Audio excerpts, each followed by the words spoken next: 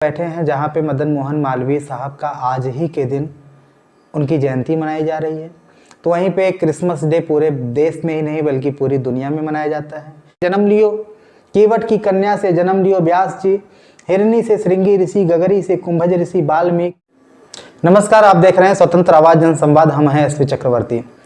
आज हम 25 दिसंबर के दिन बैठे हैं जहां पे मदन मोहन मालवीय साहब का आज ही के दिन उनकी जयंती मनाई जा रही है।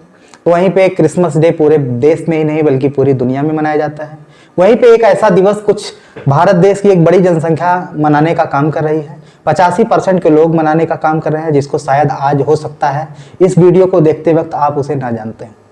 एक ऐसा वक्त था, एक ऐसा समय था जब इसी देश में, इसी भारत देश में कुछ मनुष्य माँ के गर्भ से जीवन तो जरूर पाते थे, माता के पेट से जन्म जरूर लेते थे, लेकिन जन्म लेने के बाद मनुष्य के जैसा उनका जीवन नहीं होता था। उनका जीवन कैसा होता था? उनका जीवन इस प्रकार से होता था कि अगर कोई डांगर मैला खाने वाला कोई कुत्ता है, अगर डांगर मैला खा करके आकर के किसी के बर्तन में पानी पी लेता था तो लोग बर्तन को साफ करके फिर से इस्तेमाल कर लेते थे। लेकिन भारत देश की स्थिति ऐसी थी कि वो डांगर मैला खाने वाले बर्तन को छूने वाले कुत्ते के द्वारा छुए गए बर्तन को इस्तेमाल तो कर लेते थे, लेकिन मनुष्य की अगर परछाई मनुष्य के ऊपर पड़ जाती थी, मनुष्य की परछाई अगर किसी राजा महाराजा के बंगले पर पड़ जाती थी तो उसका सर धड़ से अलग कर दिया जाता था। उसे तरह तरह के दंड देने का प्राविधान बनाया गया था। यहाँ तक कि कुछ प्राविधान तो इस तरीके के थे कि अगर वेद मंत्रों को श्रवण कर लेता है, सुन लेता है, तो उसके कान में शीशा पिघला के डाल दिया जाए।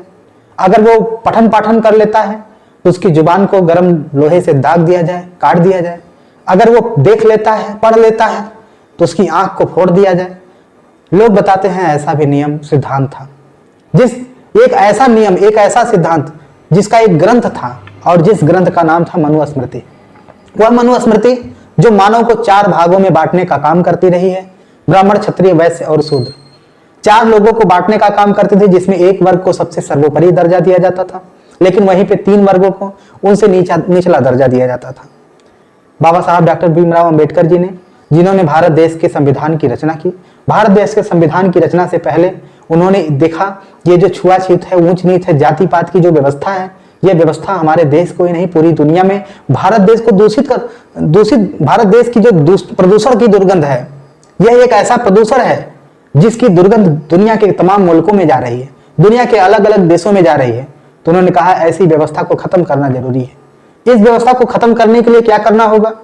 उन्होंने 25 दिसंबर, आज जो 25 दिसंबर का दिन है, जिस दिवस के दिन पूरे दुनिया में क्रिसमस डे मनाया जाता है, यीशु मसीह का जन्मदिन मनाया जाता है, जिस दिवस के दिन मदन मोहन मालवीय साहब का जन्मदिन मनाया जाता है, उसी दिन उन्होंने मनुस्मृति को फूंक करके यह साबित किया था। उन्होंने कहा था कि आज से मनुस्मृति दहन दिवस के रूप में भी देश की जनता, वो जनता मनाएगी जो जनता अस्पृश्य थी, जो छुआछूत का शिकार थी, जिसे पढ़ने का हक नहीं था, जिसे आगे बढ़ने का हक नहीं था, नौकरी करने का हक नहीं था, जिसे सदन में, संसद में, देश की व्यवस्था में, देश की उन्नति में अपना योगदान एक निचले स्तर पर तो था, नींव में तो था, लेकिन जिस नींव को तैयार करके एक मजदूर वर्ग का व्यक्ति मकान खड़ा करता है, उस मकान में रहने का अधिकार नहीं था।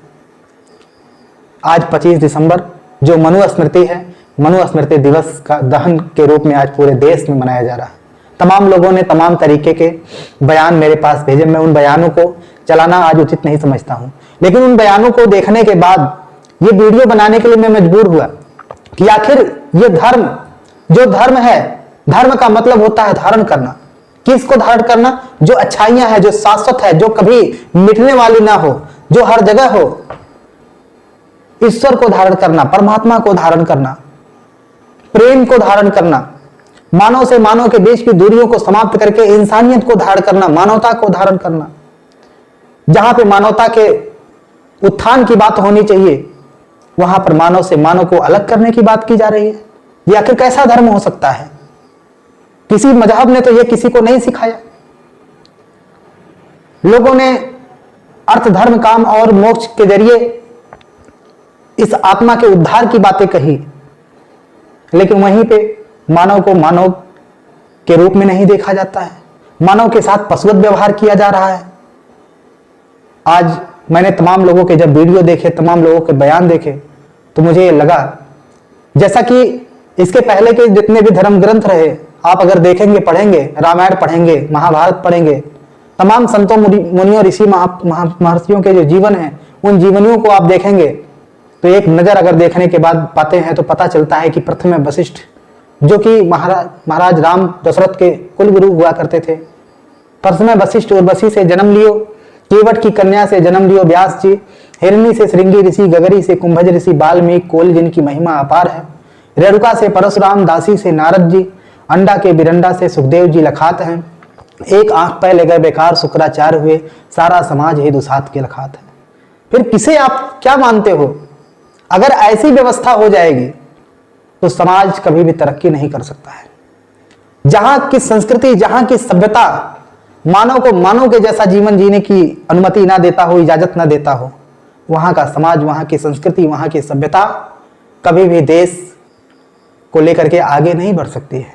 तो आइए आज के दिन में हम बस यही कहना चाहेंगे कि ऐसे ग्रंथों को पढ़ने की जरूरत नहीं है, ऐसे धर्म ग्रंथों के बहिष्कार की आवश्यकता है, ऐसे धर्म को बढ़ावा देने वाले लोगों के बहिष्कार की आवश्यकता है, जो मानव से मानव के बीच की दूरियां पैदा करें, असमानता के भाव पैदा करें, जो मानवता की बात तो करते हैं लेकिन मानवता की बात करने के बाद उनके जीवन, उनके कर्म दानवों जैसा हो रहे हैं। तो आइए आज के दिन में बस यही है, आप सभी को मनु स्मृति दहन दिवस की हार्दिक शुभकामनाओं के साथ हम यही कहना चाहेंगे कि उन ग्रंथों को पढ़िए, उन पुस्तकों को पढ़िए, क्योंकि संत, साहित्य और सद्गुरु ये तीनों समाज के दर्पण होते हैं। तो उन्हीं का अनुपालन करें जो देश को, राष्ट्र को, समाज को और हमारे जीवन को बेहतर से बेहतर की तरफ ले जाए। बहुत बहुत धन्यवाद। नमस्कार।